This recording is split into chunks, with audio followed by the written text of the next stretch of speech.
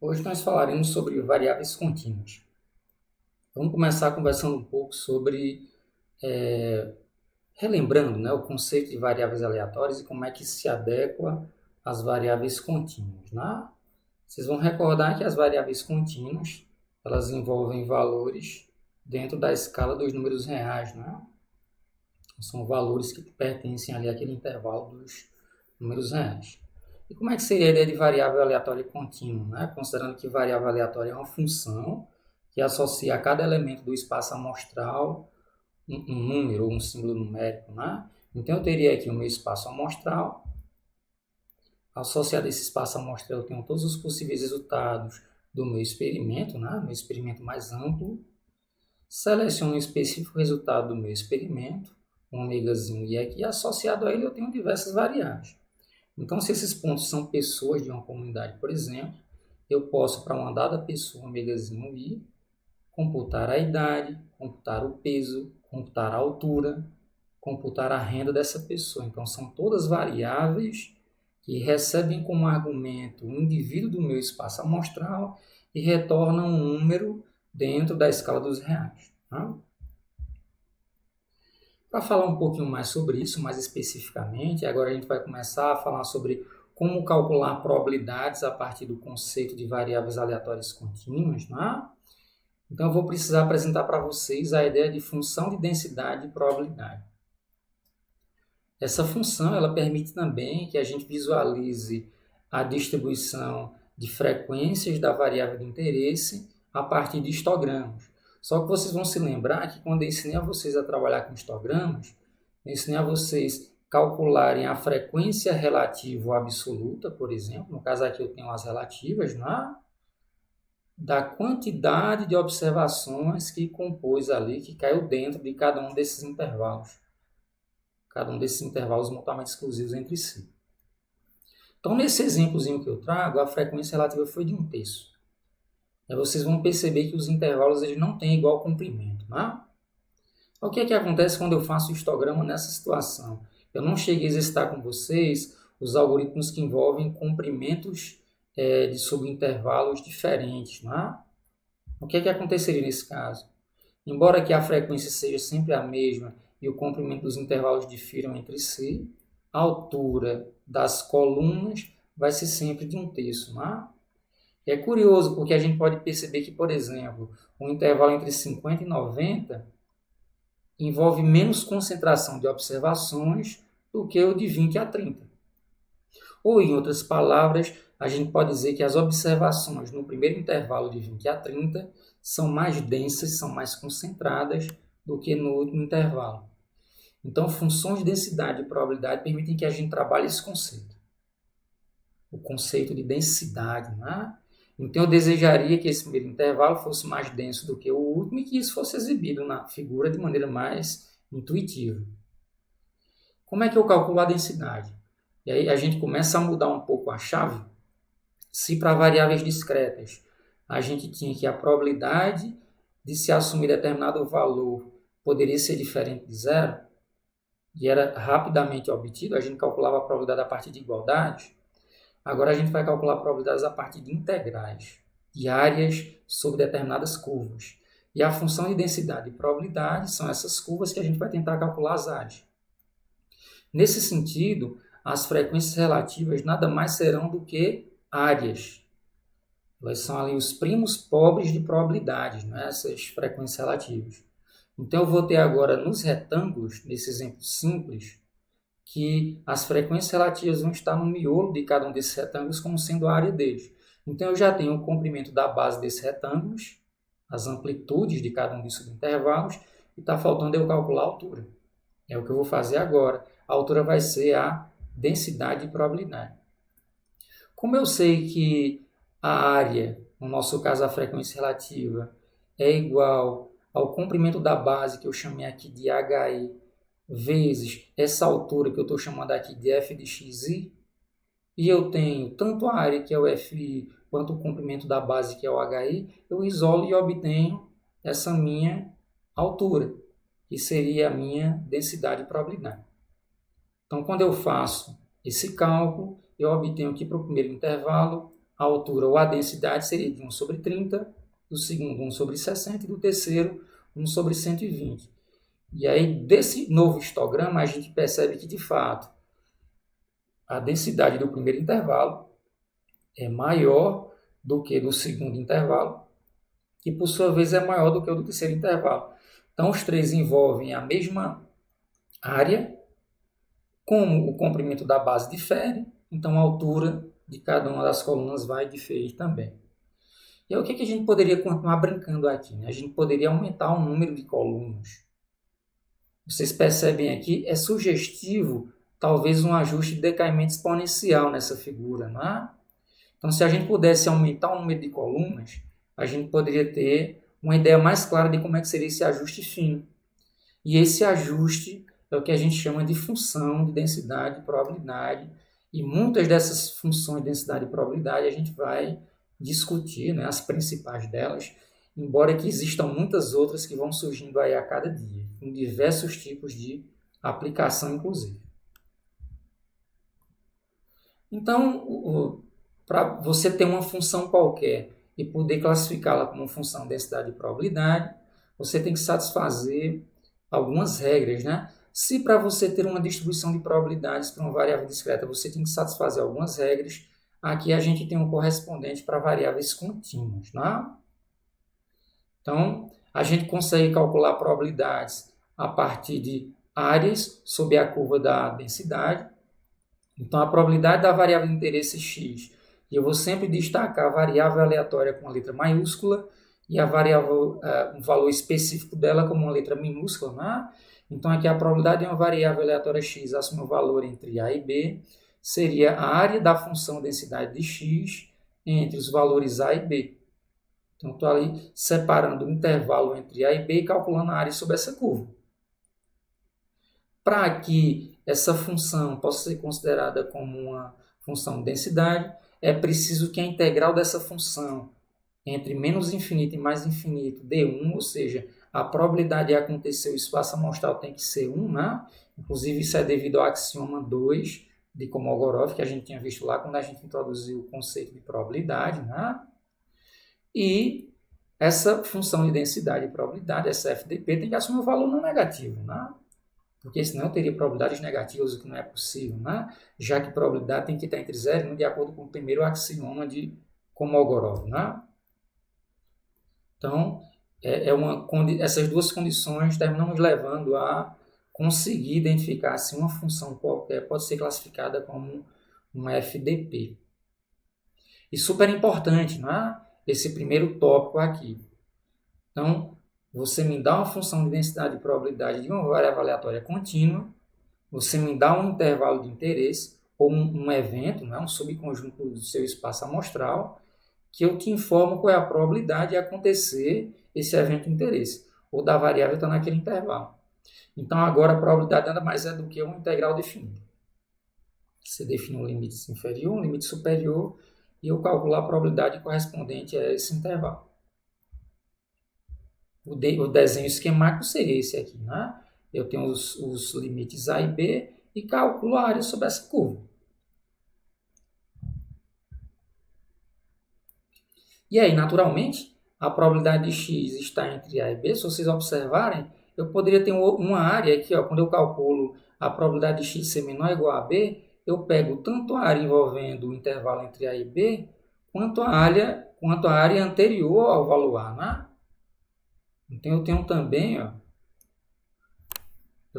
esse pedaço todo aqui, né? Eu tenho esse pedaço todo aqui.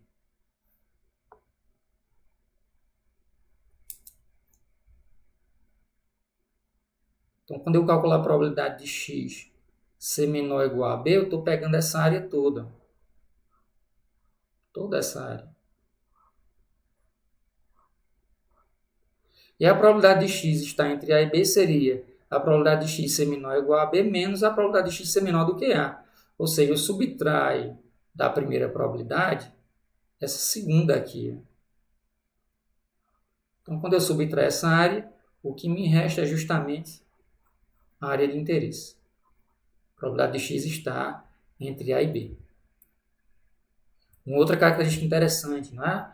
A probabilidade de uma variável contínua assumir um valor específico vai ser igual à probabilidade dessa mesma variável assumir um valor menor ou igual a esse valor específico e, ao mesmo tempo, maior ou igual a esse valor específico. Né?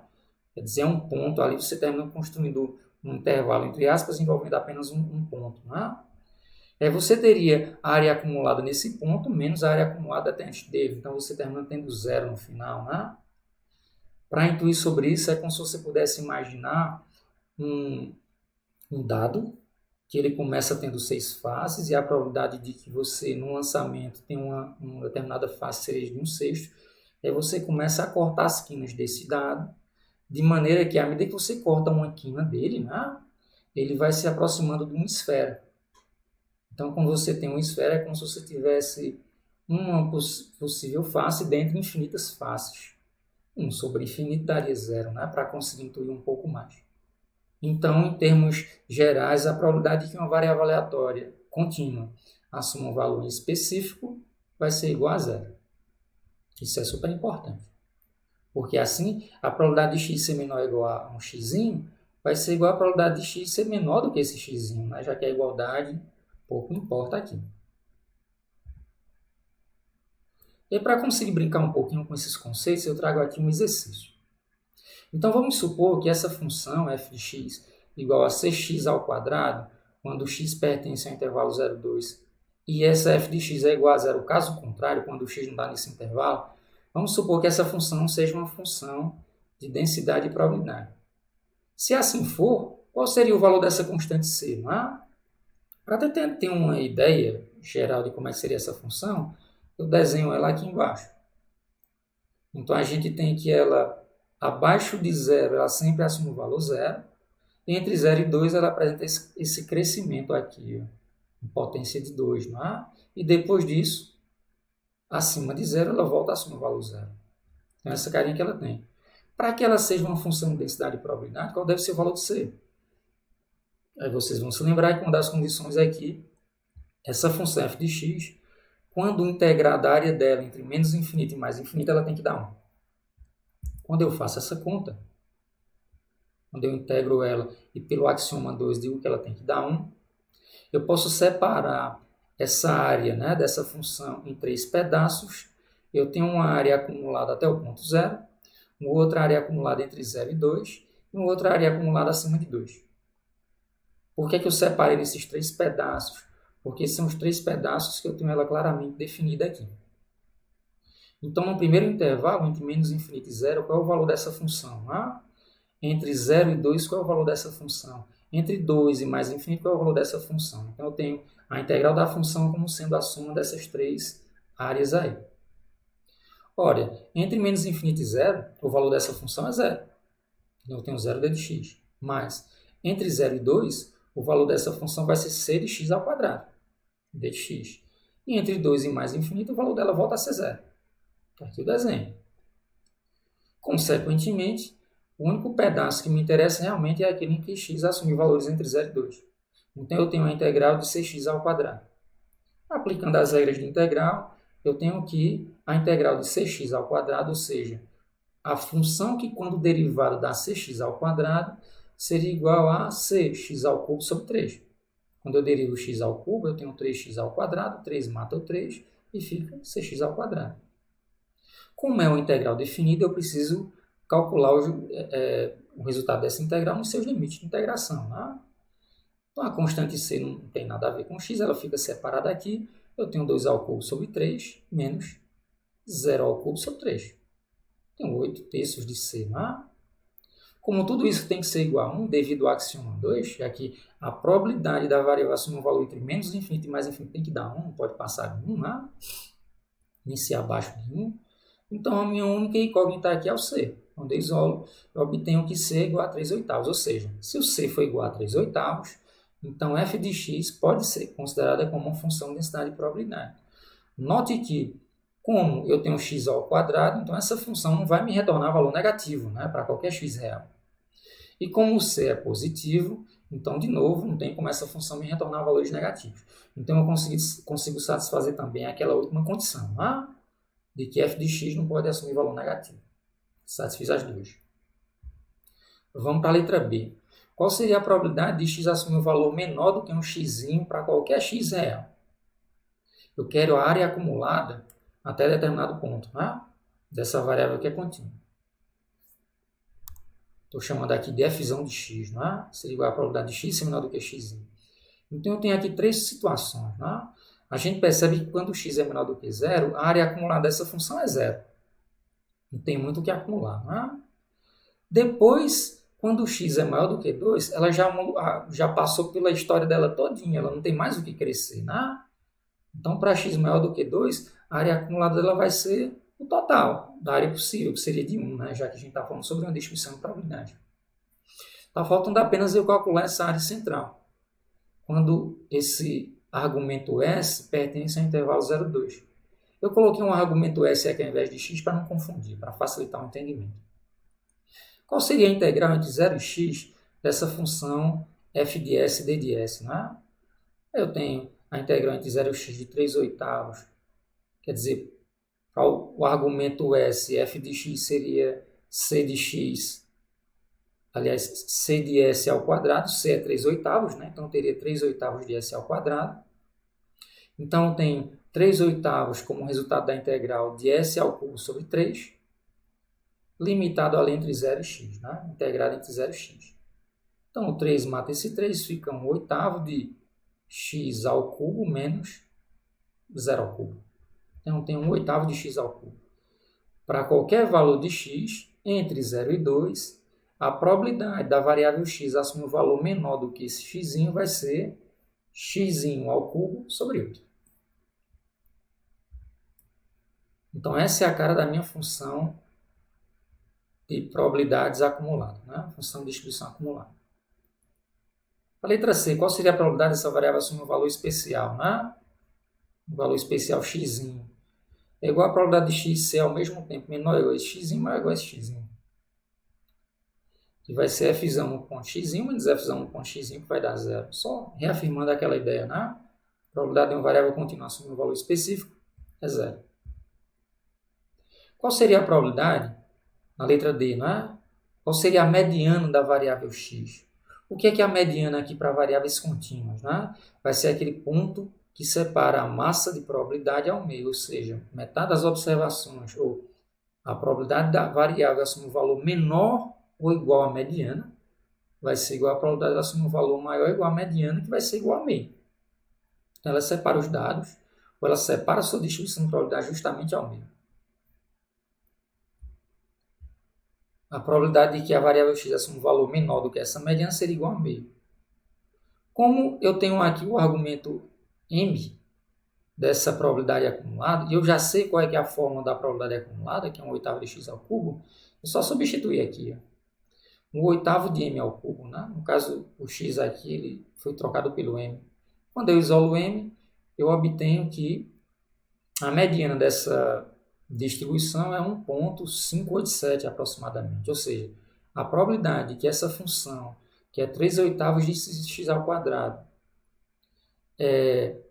seja menor ou igual a 1,587 é igual a meio, é igual a 50%. 50% da área dessa curva está abaixo de 1,587 e os outros 50% acima de 1,587. Então, está por aqui assim esse valor. Letra E. Qual seria o quantio 95% de x? Ou seja, qual seria o valor dessa distribuição que acumula até ele uma área de 95% da minha distribuição de probabilidade. Aí aqui é muito semelhante à questão D, muito semelhante à questão B também. Eu tenho a função de distribuição acumulada. Eu chamei aqui que esse quantio 95 vai ser o quê? 0,95. A probabilidade de x ser menor do que ele vai ser de 95%, que vai ser igual a substituir o x por quê? 0,95. Então, 1/8 de quê? 0,95 ao cubo. Quando eu isolo o quê? 0,95, eu obtenho aproximadamente 1,966. Ou seja, a probabilidade de que a função 3/8 de x ao quadrado assuma um valor menor do que 1,966, é de 50%. Assumir um valor maior vai ser, aliás, é de 95%. E assumir um valor maior vai ser de 5%. Uma outra propriedade que também se assemelha à de variáveis discretas, só que agora envolvendo integral ao invés da soma, é como calcular os valores esperados, né? Os momentos de uma distribuição de uma variável contínua. Então, o valor médio de x, ou o valor esperado de x, vai ser igual a E de x elevado a 1. Né? Em termos gerais, a esperança, o valor médio de x elevado a uma constante de r, agora vai ser igual à integral de menos infinito até mais infinito, de x elevado a r vezes a função densidade de probabilidade no ponto x, d de x. Para calcular a variância, eu vou utilizar os dois primeiros momentos. Tá? Então, assim como para as discretas, a variância de x vai ser igual ao valor médio de x ao quadrado menos o quadrado do valor médio de x. Vamos brincar um pouquinho também com esses conceitos, né, de média, de variância, desvio padrão. Vamos brincar um pouquinho com isso também. Então, vamos voltar àquela função lá. 3/8 de x ao quadrado, né? Para x ali entre 0 e 2. Qual seria a média dessa variável? Ela é intuitiva? Como é que a gente calcula o valor médio? A média vai ser a integral de x vezes f de x dx. Então, eu tenho aqui x vezes f de x é 3/8 de x ao quadrado. Então, x vezes x ao quadrado vai dar x ao cubo. A integral de 3/8 de x ao cubo. Quando eu sigo com essa continha, eu obtenho 1,5. Né? Então, o valor médio dessa variável que segue essa distribuição 3/8 de x ao quadrado é de 1,5. É intuitivo esse valor? A gente poderia ter pensado a princípio em um ponto médio entre 0 e 2, que daria 1, né? Mas a gente percebe que a maior massa de probabilidade está acima de 1. Então, existe, né, uma tendência, já que a gente está falando sobre uma média ponderada, aqui é uma média ponderada, né? É o valor que x pode assumir vezes a densidade naquele ponto. Né? Então, essa média vai ser puxada pelas regiões que envolvem maior probabilidade. Envolvem maior densidade, no caso. Né? Por isso que 1,5 ele está mais próximo do limite superior do 2 do que de 0. Então, pode não ser tão intuitivo à primeira mão. Né? Letra B, qual seria a variância dessa variável? Para calcular a variância, eu vou precisar calcular o valor médio de x ao quadrado, o segundo momento de x, que seria a integral de x ao quadrado vezes f de x, ou x ao quadrado vezes 3/8 de x ao quadrado, que vai dar 3/8 de x à quarta. Quando eu sigo com o cálculo dessa integral definida, eu obtenho 2,4. Ou seja, o valor esperado, o valor médio de x elevado ao quadrado é 2,4 unidades de medida ao quadrado. Tá? Qual seria a variância de x, então? O valor médio de x ao quadrado menos o quadrado do valor médio de x. Então, o valor médio de x ao quadrado eu acabei de calcular, é 2,4. O valor médio de x é 1,5, só que aqui agora vai ser ao quadrado, então eu tenho 2,4 menos 2,25, que vai dar 0,15 unidades de medida ao quadrado. É grande, é pequena essa variância? Difícil de dizer. Para conseguir responder se esse valor está grande ou está pequeno, a gente pode calcular o coeficiente de variação, é o que a letra C pede. O coeficiente de variação é a divisão entre o desvio padrão e a média. O desvio padrão é a raiz da variância. No caso aqui, é a raiz de 0,15. A média é 1,5, da letra A. Então, aproximadamente, o coeficiente de variação dá 0,258. A gente pode acreditar que existe uma dispersão relativamente elevada, né? Considerando ali a média como padrão. Né? A variabilidade em relação à média é alta. A gente pode considerar que é alta. Cerca de 26%. Agora eu vou falar um pouquinho sobre funções que já têm as suas equações bem reconhecidas pela literatura. A primeira delas, talvez a mais intuitiva, seja a distribuição uniforme.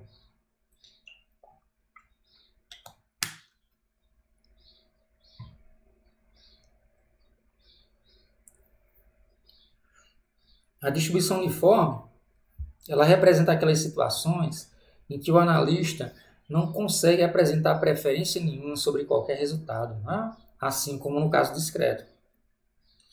Então, ela é chapada, né? Você me dá um limite inferior e superior e a função de densidade é sempre a mesma entre esses dois limites. Então, nesse caso, a gente é totalmente ignorante em relação ao que possa vir a acontecer. Isso pode representar também aquelas situações em que o experimento é totalmente aleatório. Né?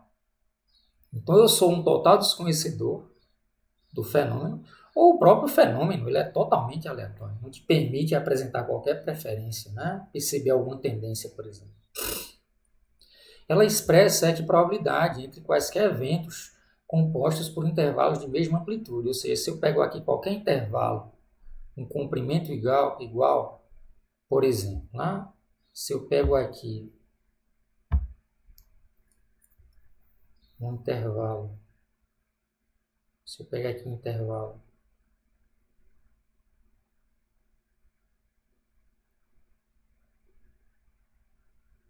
x1, x2, se eu pego esses pontos aqui, cuja distância é a mesma distância entre, por exemplo, y1 e y2, se é a mesma distância, então a probabilidade de acontecer esse primeiro intervalo vai ser igual à probabilidade de acontecer o segundo intervalo. Isso é uma propriedade interessante da distribuição uniforme. Né? Então eu posso ter valores reais para A e para B, só que o A tem que ser menor do que o B, no caso, né? Para ter sentido. E a função de densidade vai ser 1 sobre B menos A, para qualquer valor entre A e B. Porque a área tem que dar 1, né? Então eu tenho B menos A vezes a altura, que vai ser 1 sobre B menos A. Aí B menos A sobre B menos A vai dar 1. Fora desse intervalo, a função assume o valor zero. Qual é a área acumulada, né, da distribuição uniforme? Vai ser a área acumulada até aquele ponto. Então, pensando aqui novamente, né? Se eu quiser saber a área acumulada de um ponto x1 qualquer, o comprimento da base vai ser x1 menos A, está aqui, sobre B menos A, já que a função de densidade é 1 sobre B menos A, né? Então, o comprimento da base x1 menos A, ou x menos A, em termos genéricos, vezes 1 sobre B menos A, que dá isso aqui. Essa seria a área acumulada, né? Até determinado valor entre A e B. Qual é que é o valor médio? O valor médio vai ser o ponto médio. O valor médio vai ser o ponto médio entre A e B, né? Esse ponto central aqui. A gente poderia estar utilizando aquelas formulações que eu mostrei ainda há pouco para calcular o valor médio, para calcular a variância, né? A gente poderia estar seguindo esse caminho também. Só que essas equações elas já são muito conhecidas, você não precisa fazer isso, talvez como exercício. Tá? E a variância seria B menos A ao quadrado sobre 12. Para poder praticar uniforme, eu trago aqui um exemplozinho. Então, imagina que a gente tem um analista financeiro que deseja prever qual seria o melhor momento para investir em determinado conjunto de ações, né? Para comprar determinadas ações. E a bolsa ela funciona entre 11 e 18 horas. Depois de algum tempo, ele percebe que não consegue apresentar preferência para algum padrão. Né? Ele conclui que o melhor momento pode ser qualquer um ao longo do dia. Diante disso, a distribuição, a função que se adequa a essa total aleatoriedade, ou mesmo total ignorância do analista, seria a função uniforme. Então, eu vou construir aqui uma variável que o melhor momento do dia para investir, que seguiria uma distribuição uniforme. E aqui aparece esse símbolo. Talvez eu já apresentei para vocês lá em variáveis discretas. Né? Então, aqui eu estou dizendo que x ele se distribui de acordo com uma uniforme, com valor mínimo de 11 e com valor máximo de 18. Então, a função densidade vai ser 1 sobre B menos A, 1 sobre 7 para x nesse intervalo entre 11 e 18. Ou zero caso contrário. E a distribuição acumulada vai ser 0 se x for menor do que 11, x menos 11 sobre 7 se x estiver entre 11 e 18, e 1 se x for maior do que 18.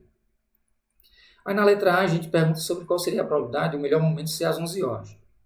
Se a variável é contínua, e de fato ela é contínua no tempo, a probabilidade dela assumir um valor específico vai ser 0. A letra B, qual seria a probabilidade do melhor momento não ser às 11 horas? Não é? Eu posso utilizar o axioma 2 e o axioma 3, já que ou x é igual a 11 ou ele é diferente de 11, então eu estou diante de uma partição do meu espaço amostral. Ele nunca vai ser igual e diferente de 11 ao mesmo tempo. E ou ele vai ser igual a 11 ou diferente de 11, não é? A probabilidade da união entre esses dois caras vai dar 1, que vai ser a própria probabilidade do espaço amostral, e eles são mutuamente exclusivos. Então, se a probabilidade de x ser exatamente igual a 11 é 0, a probabilidade de ser diferente de 11 vai ser 1. Então, vamos para a letra C. Qual é a probabilidade de o melhor momento ocorrer entre meio-dia e 14 horas? Então, a probabilidade de estar entre meio-dia e 14 horas seria a probabilidade de x ser menor ou igual a 14 menos a de x ser menor ou igual a 12, ou menor do que 12, né? Então, usando a fórmula geral aqui da acumulada, eu tenho 14 menos 1 sobre 7, menos 12 menos 1 sobre 7, vai me dar 2 sétimos. A probabilidade do melhor momento está entre meio-dia às 14 horas, seria então de 2 sétimos. Vamos para a letra D. Qual seria a probabilidade de o melhor momento não ocorrer entre meio-dia e 14 horas? Vou utilizar um raciocínio parecido com o da letra B, né? Quer dizer, dele não ocorrer, dele não estar entre, não pertencer ao intervalo entre 12 e 14, seria 1 menos dele pertencer, daria 5 sétimos. Utilizando, assim como a letra B, os axiomas 2 e 3. Na letra E, qual seria, em geral, o melhor momento? Ou a moda, né? Em termos gerais. Qual seria o melhor momento? A gente não tem o melhor momento, já que a função é uniforme, né? A distribuição é uniforme. Não tem moda nesse caso, não dá para destacar o melhor momento. Mas o valor médio dá para destacar. Seria o ponto médio entre A e B, né? Entre 11 e 18. 14,5, ou seja, às 2 da tarde, 12h30 da tarde, né? Você tem que fazer uma opção, considerando a média, você optaria pelo ponto médio, mas diante de um problema muito difícil de se prever, né? Seguindo, vou falar um pouquinho agora sobre a distribuição exponencial. Ela tem um vínculo bacana com a distribuição de Poisson, só que a exponencial, ela agora mede o tempo entre a ocorrência de determinado evento, enquanto que a Poisson contabiliza o número de ocorrências do evento em determinado intervalo de tempo. Então, uma termina complementando a outra, né? A gente supõe que a taxa de ocorrências desse evento de interesse ao longo do tempo ela é constante. A gente está falando de um processo que é homogêneo, né? E o meu desejo é tentar prever, por exemplo, o tempo até a próxima ocorrência. Ela só envolve, no caso, ela mede um intervalo até a ocorrência do evento, ela assume qualquer valor real positivo. A função de densidade, ela apresenta esse decaimento exponencial, a gente tem aqui a formazinha dela no meio da tela. Esse lambda seria a taxa de ocorrências do evento de interesse por unidade de medida, né? O número médio de sucessos por unidade de medida. Um valor naturalmente positivo também, né? A função acumulada, né? A probabilidade de x assumir um valor menor do que um x seria 1 menos o S de menos lambda vezes esse x. Tá? Para você também desenvolver, obter esse cálculo a partir da integral da função f de x. O valor médio dessa variável vai ser 1 sobre lambda e a variância vai ser 1 sobre lambda ao quadrado, né? Então, ela envolve esse parâmetro, essa taxa lambda, que não pode variar com o tempo. E aí, o que a gente percebe, né? Ela muda um pouco em relação ao uniforme. Porém, quando você faz esse lambda tender a zero, o comportamento dela vai tendendo a ficar parecido com a uniforme, né? Quando você faz esse lambda tender a zero, então esse termo aqui ele vai tender a variar pouco, né? Ele vai se aproximar de 1. O ESP de algo próximo de zero, né? Vezes x vai tender a se aproximar de 1.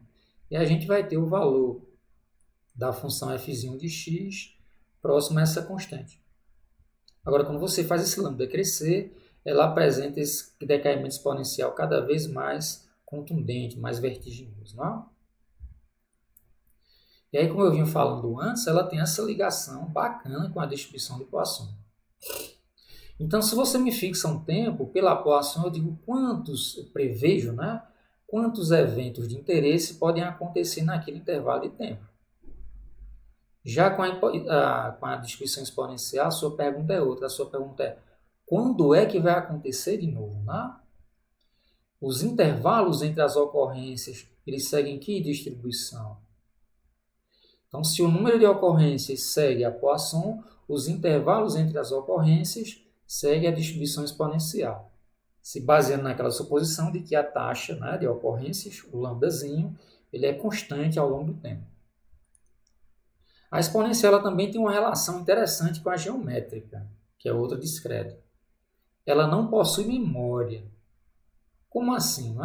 A probabilidade de que x assuma um valor maior do que um x mais um delta, diante do fato, dado que esse x já ultrapassou o delta, vai ser igual à probabilidade desse x assumir um valor maior do que x.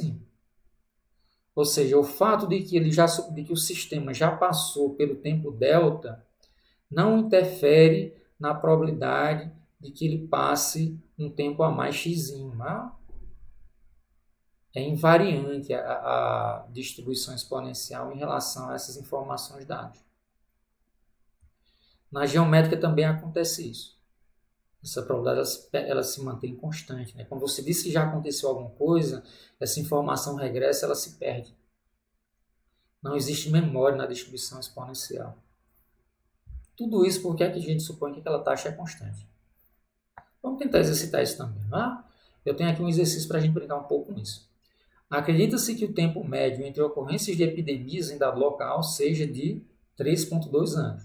Ou seja, em média, a cada 3,2 anos acontece um novo ciclo de epidemia em determinado local.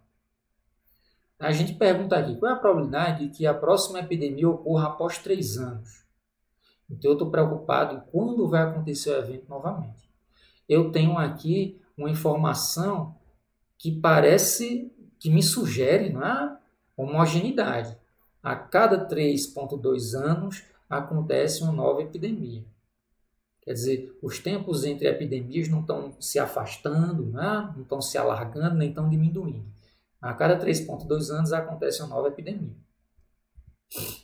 Então, eu vou dizer que x representa o tempo até a ocorrência da próxima epidemia, em anos. E que o valor médio de x, como o enunciado destaca, vai ser de 3,2 anos. Esse lambda, né, no caso, essa taxa, que vai ser igual a 1 sobre o valor médio de x, e aí vocês vão se lembrar que a gente informa isso aqui, ó, que o valor médio da variável exponencial vai ser 1 sobre a taxa de ocorrências da variável de interesse, né? Então, o lambda que vai ser 1 sobre o valor médio de x vai ser igual a 1 sobre 3,2, que vai dar aproximadamente 0,312 epidemia por ano.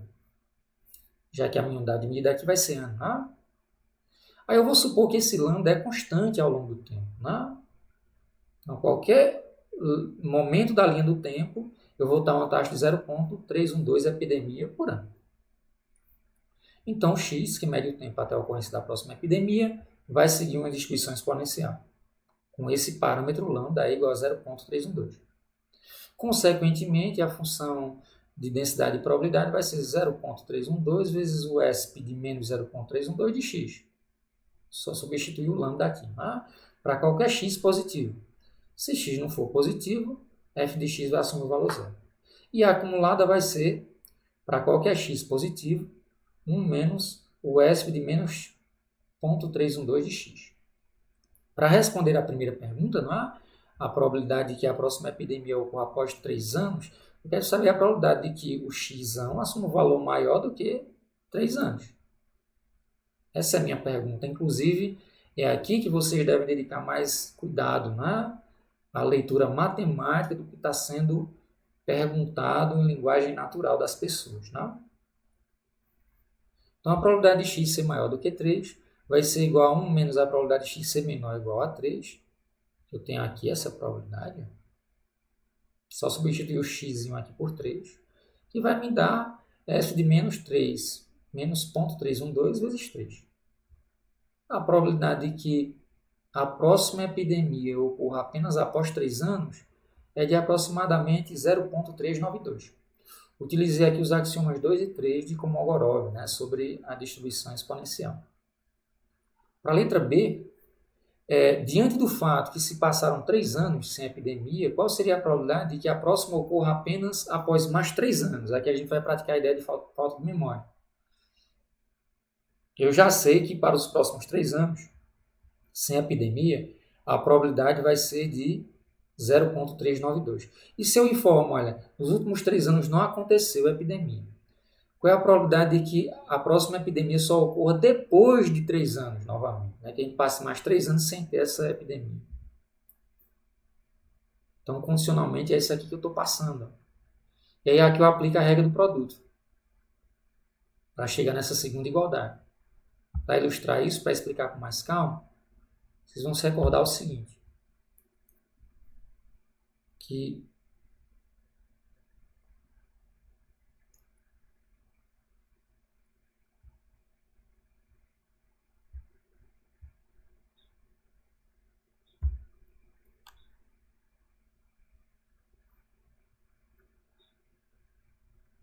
quando eu falei sobre a regra do produto, a gente tinha que P de A interseção B era igual a P de A vezes P de B dado A. Então, o que está acontecendo aqui? Então, o A é x maior do que 3 e o B é x maior do que 6. E aí, o que eu tenho aqui na minha pergunta é a probabilidade de acontecer B dado A. Então, eu vou passar esse cara aqui dividindo. Ele vem dividindo.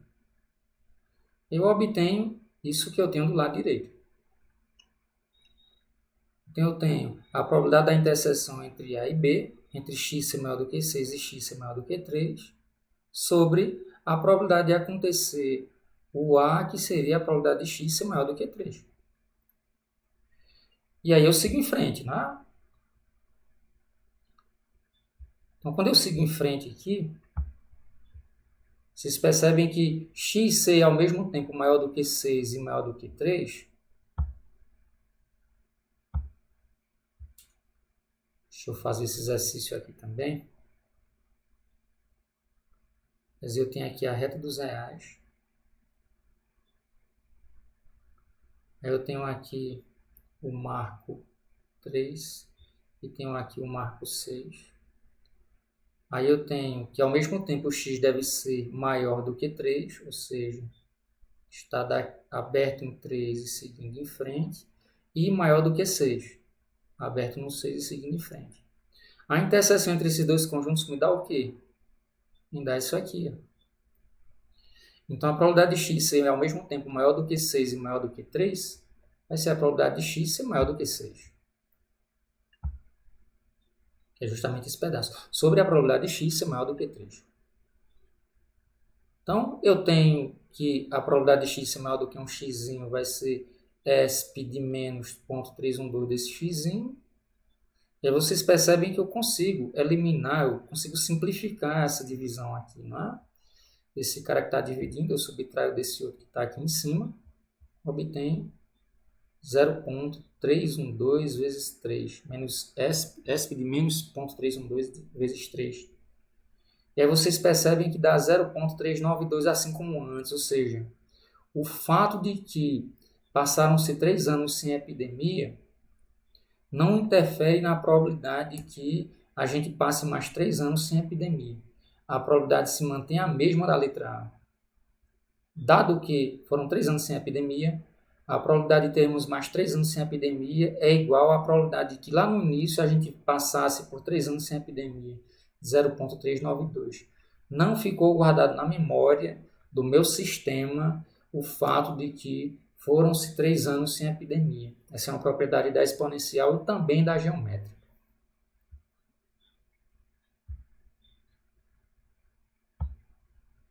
Vamos para a letra C agora. Qual é a probabilidade de que ocorram 2 epidemias em um período de 3 anos? Perceba que agora mudou um pouco, né?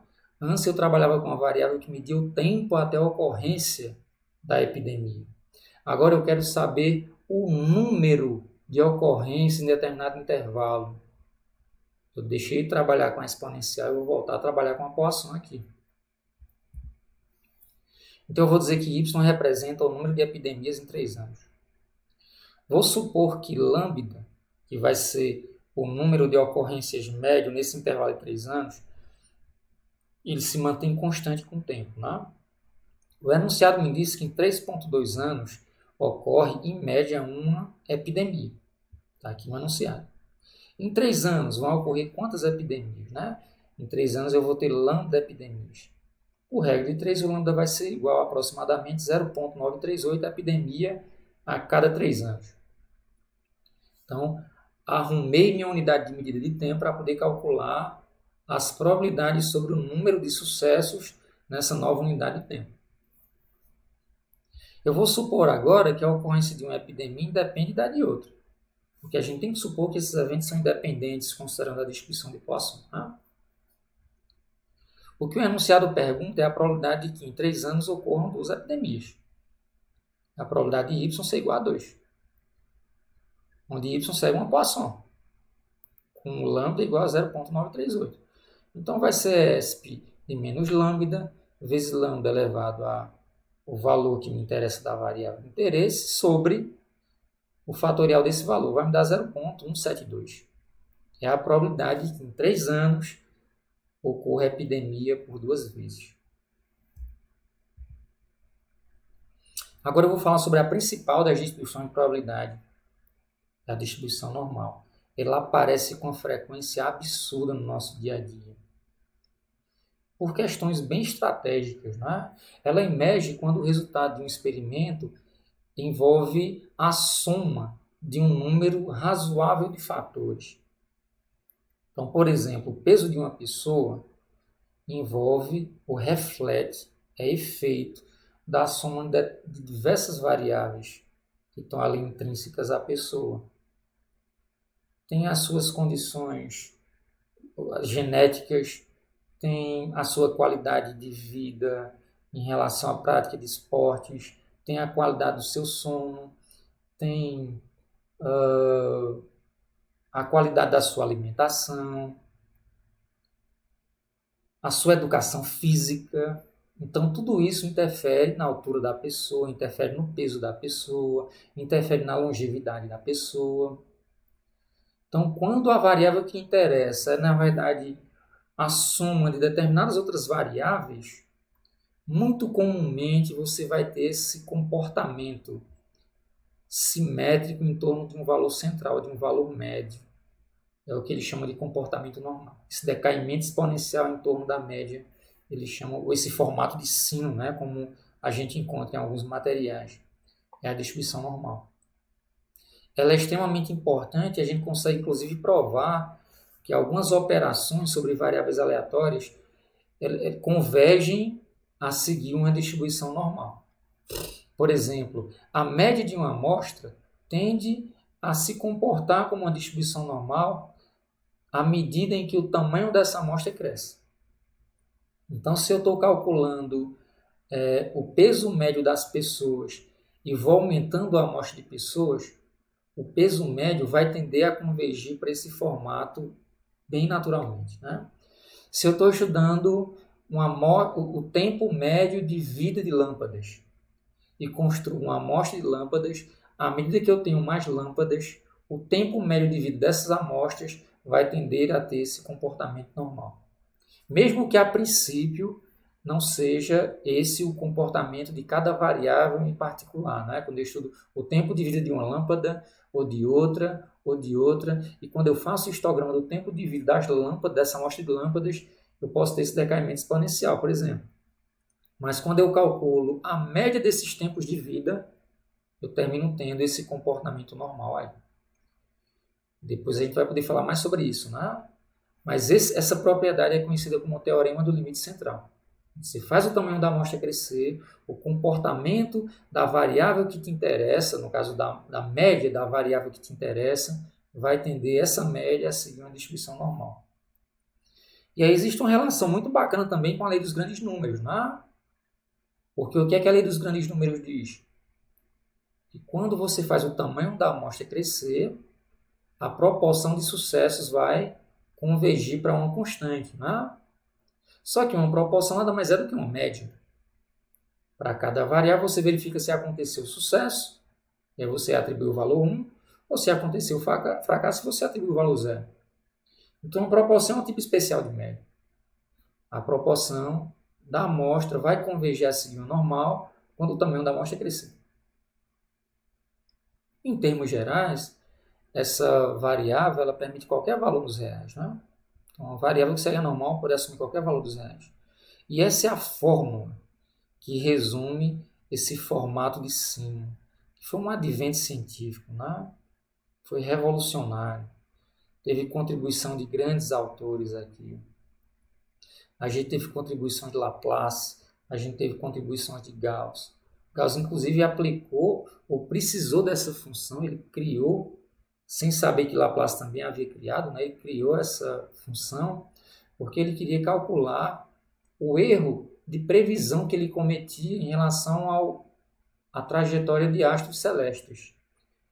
Então ele previa, Gauss, ele previa que o astro ia passar por determinado ponto. Ele previa, o astro ele vai passar por aqui. Aí o astro celeste passava por aqui naquele momento. Aí no outro dia ele dizia, não, hoje o astro vai passar por aqui. Aí o astro passava um pouco mais acima. Ele começou a estudar o comportamento desses erros que eram cometidos, né?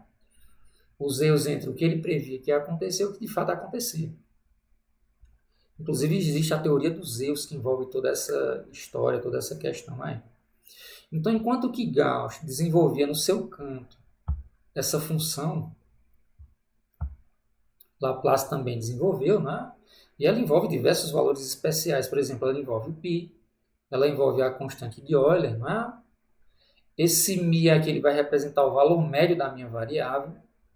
O sigma 2 vai representar a variância da minha variável, então o sigma vai representar o meu desvio padrão. Né? Se antes eu conseguia calcular as integrais, aqui eu já não consigo mais. Eu não consigo informar para vocês sobre qual é que é a equação para a probabilidade de x assumir um valor menor do que um x. Eu não consigo dizer isso, infelizmente. Né? Integrar essa função não é fácil. Então, fazer esse tipo de conta aqui, ó, informar para você qual é que é o valor de f de x, seria a probabilidade de que x assuma um valor menor do que x, que seria a integral de menos infinito até x dessa função f no ponto s d de s. Isso, infelizmente, a gente não consegue fazer. É uma daquelas integrais que você não consegue oferecer a fórmula analítica, né, para ela. E aí, o que é que a gente faz? A gente recorre a aproximações numéricas. Né? Daqui a pouco a gente fala um pouco mais sobre isso. De qualquer maneira, como o sigma 2 ele representa a variabilidade, então quanto maior for esse sigma 2, mais gordinha vai ser essa forma simétrica e mais baixinha vai ser. E quanto menor for esse sigma 2, então mais magrinha vai ser essa função e mais alta ela vai ser. Então aqui eu tenho a ilustração de sigma 2 igual a 4, sigma 2 igual a 1. A área tem que dar 1 ao final, né? Então se você emagrece a função, ela vai ficar mais alta. Se você deixar ela gordinha, ela vai ter que ficar mais baixinha. E o μ é a média. Então se você mantém um sigma 2 constante, como por exemplo, vocês observam, aqui eu tenho o sigma 2, o mesmo sigma 2 que eu tenho aqui igual a 1, eu tenho nesse outro caso. Só que agora eu desloquei, a média no início era 5 e agora é 15. Então, eu tenho a mesma forma, só que deslocada para a direita, já que a média, no segundo caso, é maior do que no primeiro. Para poder brincar com essa questão de como aproximar as áreas acumuladas, eu tenho essa alternativa, não é? Que é muito inteligente e muito utilizada. Não é? Então, através de cálculo numérico, construiu-se uma tabela de probabilidades acumuladas para uma distribuição normal. Porque, na verdade, quando você varia a média ou a variância, você tem uma nova função, né? Uma nova equação. E aí existe uma propriedade interessante. Se por um acaso a variável x segue a distribuição normal com a média 1000 e uma variância σ2, então essa transformação, se eu pego a variável x, subtraio a sua média e divido essa diferença pelo desvio padrão, por sigma, essa nova variável que eu chamei aqui de z vai seguir uma distribuição normal padrão. O que é uma distribuição normal padrão? É aquela cuja média da variável é igual a zero e a variância da variável é igual a 1. Se você tiver uma variável que segue a distribuição normal e tiver média zero e variância 1, então você pode chamá-la de variável normal padrão. E aí existe uma tabela própria para normal padrão. O bacana é que não interessa o valor da média, não interessa o valor do desvio padrão. Quando eu aplico essa transformação, que a gente chama muitas vezes de padronização, eu levo uma variável que segue uma normal com qualquer média, com qualquer variância, para uma normal com média zero e variância 1. Embora que não seja ainda trivial calcular as áreas acumuladas para média igual a zero e variância igual a 1, através de aproximação numérica, a gente tem uma precisão bacana, uma tabela para normal padrão. Então, como é que eu leio essa tabela? Né? A primeira coluna me dá o início do número associado a normal padrão. A primeira linha me dá o final desse número. Né? Então, na primeira coluna eu tenho o número com até uma casa decimal de precisão. Na primeira linha eu tenho a segunda casa decimal de precisão. E no miolo eu tenho as áreas acumuladas. Então, por exemplo, a área acumulada de 1,52. Então, eu venho aqui e marco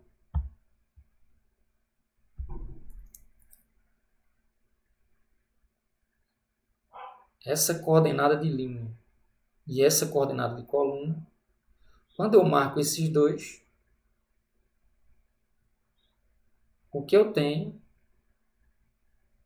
é a probabilidade de que uma normal padrão assuma um valor menor ou menor ou igual, se você desejar, já que a igualdade não faz muita diferença, não faz nenhuma diferença. Menor ou igual a 1,52 seria igual, considerando essas casas decimais, essas 5 casas decimais, a 0,93574. Então a leitura da tabela vai ser sempre essa, não é? Você identifica o número que te interessa, você identifica o início desse número na primeira coluna, o final desse número na primeira linha, e a coordenada correspondente no miolo da tabela lhe dá a área acumulada a esse ponto. A probabilidade da normal padrão assumir um valor menor ou igual a esse ponto da coordenada vai ser esse valor que tem no miolo. Vamos tentar brincar um pouco com isso também. Né? Então vamos pensar aqui numa outra situação. Agora, o que eu tenho é a variação de saldo de um estabelecimento, de uma loja qualquer. Né? Então, depois de algum tempo estudando, o analista percebe que o saldo mensal de uma loja segue uma distribuição normal, com média de R$20.000 e desvio padrão de R$4.000. Ou seja, para um mês qualquer, que eu chamei aqui de XI, né? O saldo da loja nesse mês I vai seguir uma distribuição normal, cuja média, ou saldo médio nesse mês I qualquer, vai ser de R$20.000 e o desvio padrão vai ser de R$4.000. Não significa dizer que a cada mês o saldo vai ser exatamente 20.000. Não, na verdade é em média 20.000 e existe uma variabilidade em torno desse 20.000, que é representada pelo desvio padrão de R$4.000. E aí na letra A se pergunta qual seria a probabilidade do saldo mensal ser de, no máximo, R$15.000. Então se pergunta, em linguagem matemática, a probabilidade de XI assumir um valor menor ou igual a 15.000. Que seria igual, eu vou simplificar essa história, na verdade. Vocês observarem, esse primeiro, o que está ao lado esquerdo dessa igualdade, é igual ao que está do lado dessa igualdade, eu não mudei nada aqui. Eu vou subtrair a média de ambos os lados dessa desigualdade. Subtrair o mi dos dois lados. Então, ainda está valendo, né? Ainda é verdade que é igual. E vou dividir ambos os lados pelo desvio padrão. Então, ainda é verdade que a probabilidade de x ser menor do que 15.000 é igual à probabilidade de que aconteça de x menos μ sobre sigma seja menor ou igual a 15.000 menos μ sobre sigma. Do lado esquerdo, eu tenho uma nova variável aleatória, que segue uma distribuição normal padrão. É o que eu vou chamar de z. Então, chamei essa variável aqui, x menos μ sobre sigma, de z. Vai ser menor ou igual a 15.000 menos μ. Quem é μ? μ é 20.000. Eu já tenho aqui em cima. O sigma é 4.000. Então, a probabilidade de que o saldo mensal assuma um valor menor ou igual a 15.000 vai ser igual à probabilidade de que o normal padrão assuma um valor menor ou igual a 15.000 menos 20.000 divididos por 4.000, que seria igual à probabilidade de um normal padrão assumir um valor menor ou igual a menos 1,25. É nesse momento que eu vou à tabela, não é? Porque eu tenho aqui os valores possíveis dessa variável normal padrão. Como ela tem média zero, então o valor menos 1,25 fica abaixo da média. A gente percebe também que a média da normal coincide com o ponto de máxima, coincide com a moda, né? E também com a mediana, é o valor que separa os dados exatamente ao meio, né? Ou a massa, nesse caso, exatamente ao meio. E eu estou interessado nessa área acumulada. Vou na tabela da normal e percebo que o valor menos 1,25, então eu estou aqui na coluna menos 1,2 e na linha, estou aqui, no caso, na linha menos 1,2, foi a primeira coluna, né? E considerando a primeira linha, eu estou na coluna que o cabeçalho é 0,05, para poder compor menos 1,25. Né? A área acumulada nesse ponto, inclusive vem esse gráficozinho na tabela para destacar isso, a área acumulada nesse ponto vai ser 0,1056. É a probabilidade de que o saldo mensal não ultrapasse os 15 mil reais em determinado mês. Um pouco maior do que 10%.